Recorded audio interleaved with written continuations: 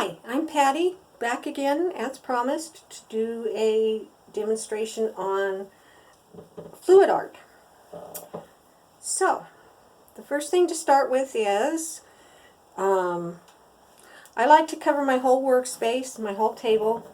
I just use a cheap plastic tablecloth that you get at the dollar store, and that, lasts pretty good length of time. And then on top of that, right where my actual work spot is, I like to use these puppy potty pads because they're absorbent on this side. So when you drip something on there, it soaks in real fast and you're less likely to touch it and track it somewhere else. So the next thing we need is a tray. I get these at the dollar store. I think these ones were 4 for $1. You want it a little bit solid in case you need to move your work after you're done pouring it, and have a little bit of a lip on it so it contains the extra paint. There will be extra paint. That's just part of the process. There are other things, craft kind of ideas that you can use the leftover paint for, but that's for another video. I'm trying to keep it simple today. Then you're going to need your canvas. I get these at Michael's. You can get them at any craft store. They're already pre-stretched. This is a little 6" by 6" size. I find that's a good size to start out with. It's big enough that you get some paint movement. If it's too small, you're not going to get as much of a design on it. It's already pre-coated with a base coat, so there's nothing to do. It's already ready to pour. You will need something to hold it up out of the paint. I use these little lids from water bottles. I like to take a little bit of mounting putty. You get this anywhere. It's for mounting pictures on walls. It's not permanent. You can get it at a craft store, even at Kmart, wherever. Stick a little bit of that on there, and then stick that on, and then when you're all done painting, you can take them off. So, you're going to have your canvas on there. This particular type of painting is called flow art, or excuse me. The technique I'm doing today is going to be the flip cup method. It's also called a dirty pour, which means that you mix your colors in one cup before you pour, rather than pouring them separately. To save time, I already mixed my colors earlier with the magic ingredient. This is your flow medium. This one is called Floetrol. Craft stores, Home Depot, hardware stores, wherever you want to get it. It's a latex-based paint additive that's going to thin your paint out so that it moves easier, but it won't affect the color. The next thing you need is acrylic paints. Today I'm using my very favorite kind. This is a kind of a newer paint by Folk Art. It's called Color Shift, and I really love it because number one, it's a metallic finish, and number two, it has different colors in it depending on how the light hits it. Really cool. I just love them. This one is, I'm just using 3 colors today because I want to keep it kind of simple. You can use more. This one is called Purple Flash. This one is Aqua Flash. This one is not one of the Color Shift ones. It's just a metallic. It's called Inca Gold. So, you can use rubber gloves if you want, because you will get paint on your hands. I don't like rubber gloves. They make my hands sweat, and I just don't like working in them. I do recommend if you have any jewelry on, take that off if you don't want that to get painted.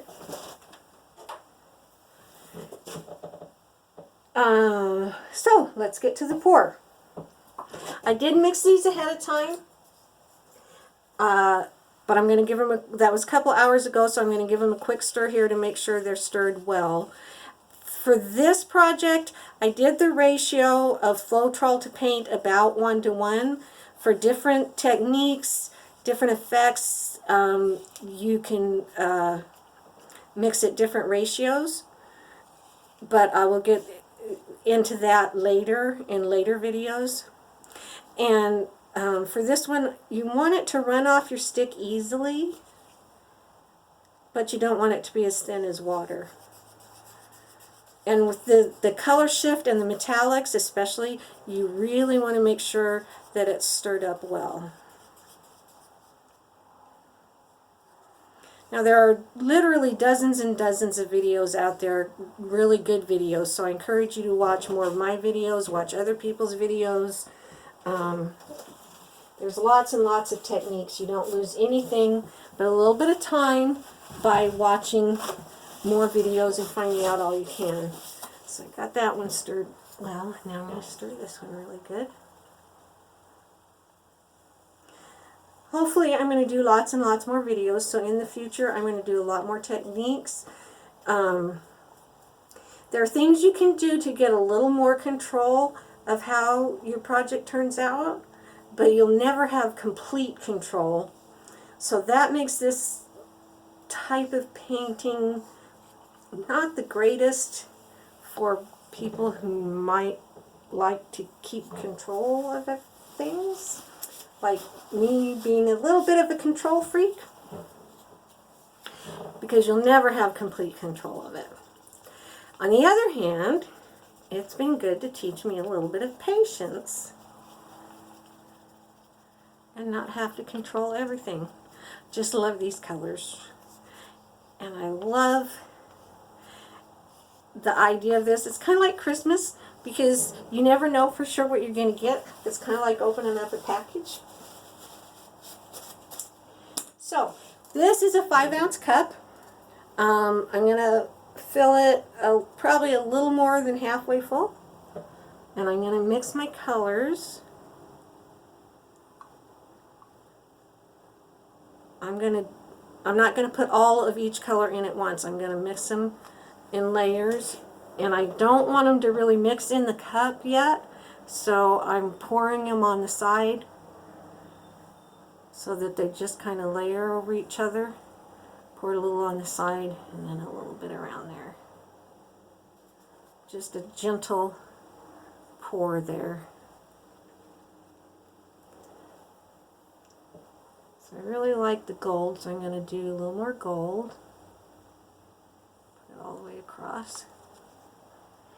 Now some green. Actually, this is the aqua flash, but depending on the light, sometimes it's bluish like the aqua, sometimes it's really green. It's just cool. It's really cool. Yeah, I'm going to do a little more gold.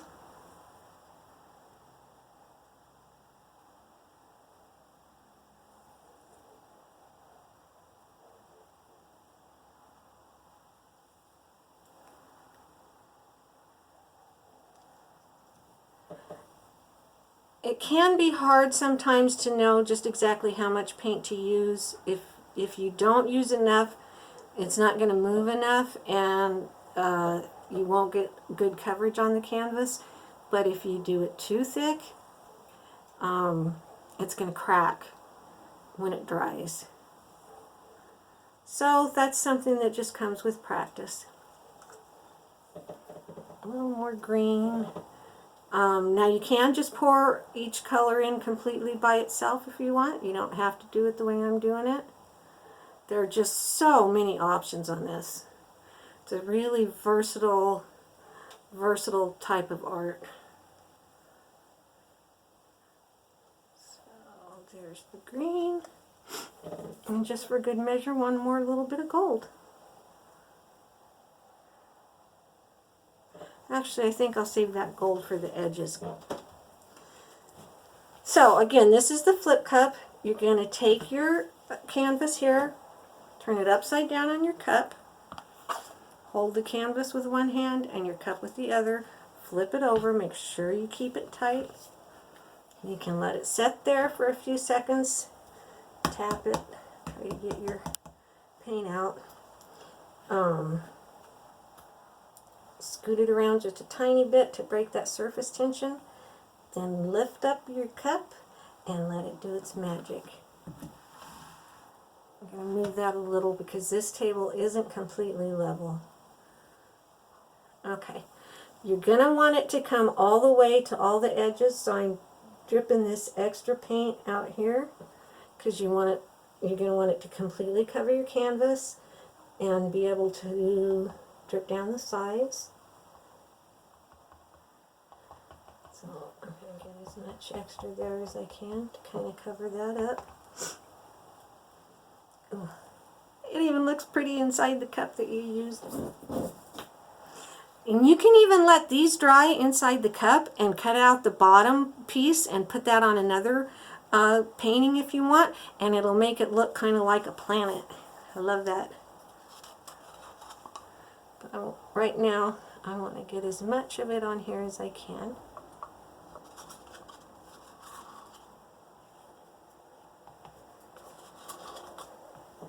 And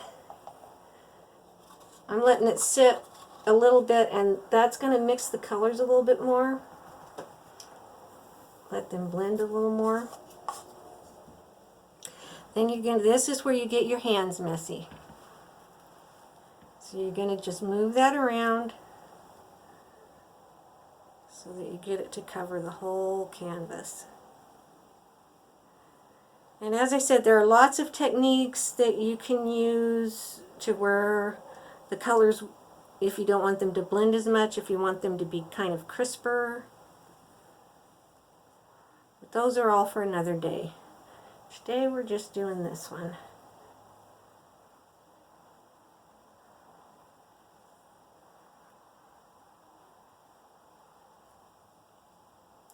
Now when this is completely done and dries overnight, it may still change a little bit as it's drying because the colors are still going to move a little bit and blend in a little bit more. But I want to tell you, the main thing you need for this technique is some place where you can set this undisturbed, flat, for at least 2 to 3 days. It's going to take at least 2 to 3 days to dry. The Floetrol makes the drying time longer. So you definitely have to have it, like I say, undisturbed for at least 2 to 3 days. Now see, this one mixed quite a bit. The colors aren't real distinct. But that's okay sometimes too, because you get a lot of secondary colors as they mix together. And like I say, as you go along and practice more, you will learn more techniques to have a little bit more control over it. And see here, now I'm pulling, I want to pull that green, that aqua in a little bit more.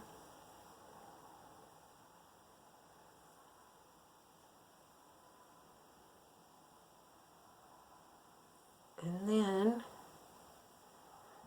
I want to come with some of this gold and some of the other colors to get the edges painted real well. Just stick that on there and let that flow down.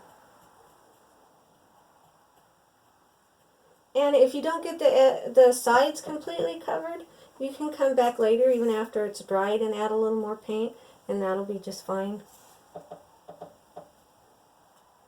I want to get this gold kind of all the way around. Don't have as much on that side. This technique can really be addicting and frustrating at the same time. And one thing I've definitely learned over the years for any kind of craft or artwork of any kind is that if you've been working at something for a while, especially if you're tired, sometimes you just don't like the outcome of things. You just don't like your results. Sometimes just, set it aside for a few days, especially this, because you got to let it dry completely anyway. And when you come back, you might like what you see a little better. And you know what too? Even if you don't like it, somebody else might. So I wouldn't be in a hurry to throw anything away. You can always give it as a gift if somebody else likes it, or sell it if you're selling your artwork.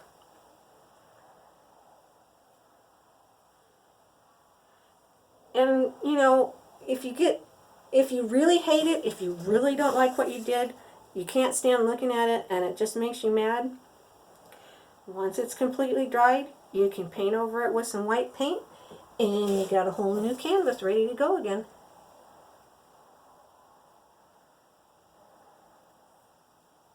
So it's a little different than something, say, like sewing, where you use the fabric and it's cut to a size and there's nothing you can do about it. So you get, this has a little more satisfaction sometimes, I think. The colors are coming out nice. And now we're getting, see these little spots here? They call these cells. And you can see in a lot of other people's work where lots of times that's what people are after, trying to get cells. Sometimes you'll get them, sometimes you won't. And again, there's other additives you can put in that help you get more cells.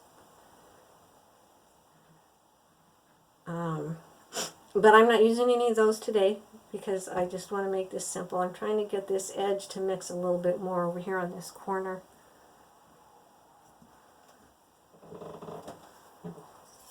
Put a little bit of the aqua in there. See if we can get that to drip down.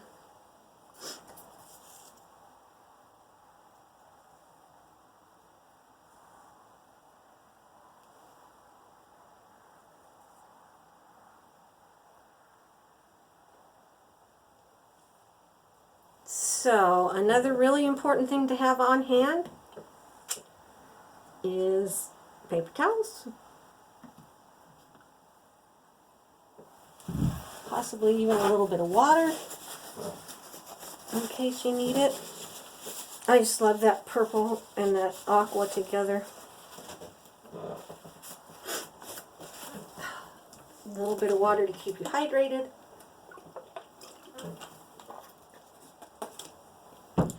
So once this dries, that's completely done. You don't have to do anything else to it. You can if you want to. You can put a finish on it.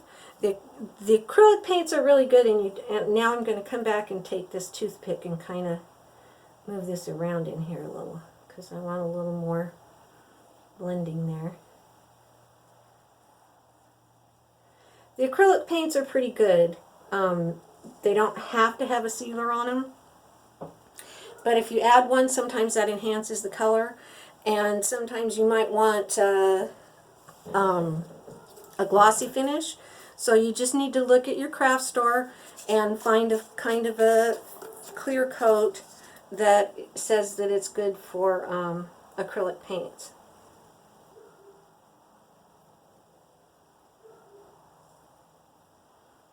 And if you're going to put a top coat on it, you need to let it cure at least for a week. It'll be dry in 2 to 3 days, but before you put a top coat on it, it really needs to cure well. Now, see how pretty that is with all the colors? And once this dries, it's not going to be quite so bright. And as I say, tomorrow it may look a little different still because the colors are still going to be moving some. But if you want it to stay bright, then go ahead and put a glossy finish on it. And this type of painting is so versatile. You can leave them just like this. You can put several of them together on a wall, you know, with similar colors. You can do real big ones, all sorts of things. You can also use these for a background. I'm going to show you some examples that I did with other colors. and see all the different kinds of designs you can get. There's some more pink and purple, and a little bit of gold and white.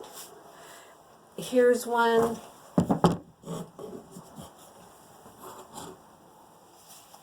that I put some stickers on afterwards and then put a glossy coat on. So like I say, this type of art is so versatile. I just really love it. So I think that's it for this. I'm not sure if there's anything else that I need to say about it. I think we're pretty much done. I could move it a little bit to try to get these cells to be a little bigger. But I think I kind of like it like that. Sometimes it's hard to know when to stop. You don't want to overdo it and get the colors into one big muddy mess. So, I want to show another example that I did where I added things afterwards. You can add a little bit of glitter if you want. I've always felt you can never have too much glitter. So this is an example of a larger one I did. Yeah. There we go. I think you can read it. Maybe. Yeah. As I said, I'm not too good at producing videos yet. So if you can't read it, I can't tell. It says Go East. I put glitter letters on after the painting that says Go East, and then I put glitter paint or glitter glue on the outside of it, on the outside edge. And you might be wondering why you would want to go east. Well, that's kind of a long story, and I will tell you. I was on a road trip coming back from a weekend with someone else who was driving that's going to remain unnamed. We were both tired and maybe a little bit grouchy. And I decided I wanted a specific kind of ice cream at a specific fast food place. So the person that was driving wanted me to look on my phone to find out how to get there. And as I've said before, I'm not good with electronic devices. And every time I found one on there, we were past the off-ramp before I could tell him that we needed to turn on that off-ramp. So I said, no, we could take that off-ramp and just turn around and backtrack a little bit. And he said, no, we can't do that. When you're going west, you have to continue going west. To that I replied, okay, so maybe I was more than just a little grouchy. But anyway, that's not the point. The point is, going east means, to me, to just kind of not be so rigid. Let yourself do something a little bit different sometimes. Turn around and backtrack every once in a while. Because oftentimes we find the most unusually wonderful things when we take a road that wasn't originally on our itinerary. Okay, it didn't happen on that trip, but it could have. It could have. So, my point is that you just once in a while need to let yourself go east. So that's my video for the night.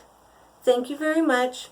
And if you've liked this, please, if you haven't already, subscribe to my channel and share me with everyone you know and help me get more viewers and more subscriptions for my channel.